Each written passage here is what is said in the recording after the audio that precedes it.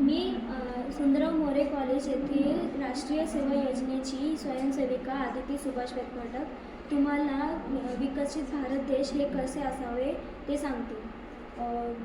विकसित भारत देश हे इथे समान हक्क मिळाला पाहिजे सगळ्यांना. महिलांसाठी समान हक्क मिळाला पाहिजे, महिलांचा आदर केला पाहिजे आणि उच्च दर्जाचे शिक्षण दिले पाहिजे, त्यांना आरोग्यही मोफत दिले पाहिजे त्यांना.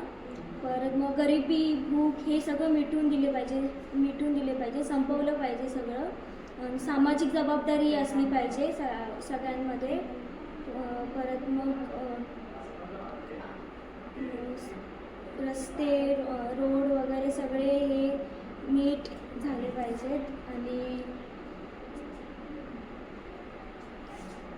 सगळ्या महिलांचा आदर केला पाहिजे. सुरक्षा सेवा ही पण हे केली पाहिजे. थँक्यू.